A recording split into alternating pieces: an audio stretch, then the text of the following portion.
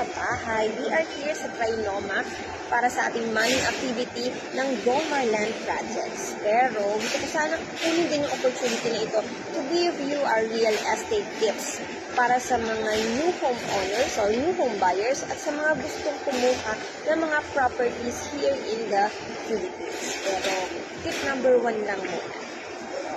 Ang tip number 1, assess your financial readiness. Gaano ka na ba ka-ready kumuha ng real estate property? So, dapat mag-set tayo ng realistic budget and know your financing options. So, bago ka kumuha o bago ka mag-decide na mag-reserve ng bahay, siguraduhin mong alam mo muna ang sakto mong budget at mga financing options na available sa'yo.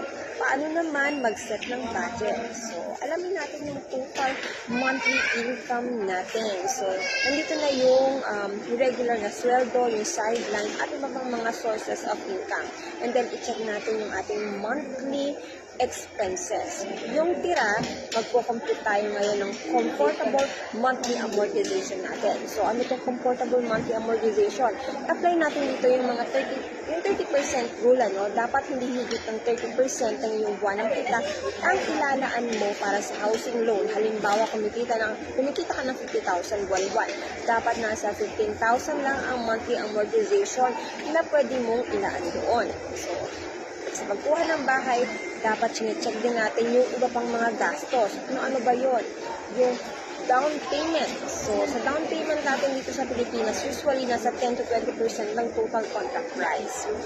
And then, dapat alam mo din, binabayaran ito ng installment naman.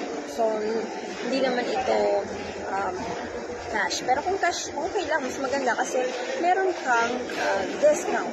Then, dapat alam mo din yung pag-ibig or bank fees kapag ipoproseso na yung loan mo.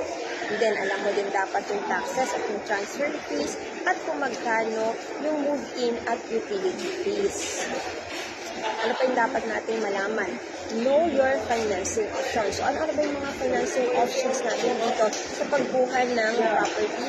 Una, yung pag-ibig financing. So, sa pag-ibig financing, usually, alam na to ng mga locally employed and even OFWs natin, mas mababang interest rate at mas mahabang term. So, nasa hanggang 30 years na ang ating loan term dito, kaya mababa yung amortization. And then, pangalawa yung bank financing, mas mabilis ang approval ng process, pero mas mataas minsan ang mga requirements. And then, yung pangatlo naman, yung in-house financing natin, ito yung mga ino-offer na financing options ng developer.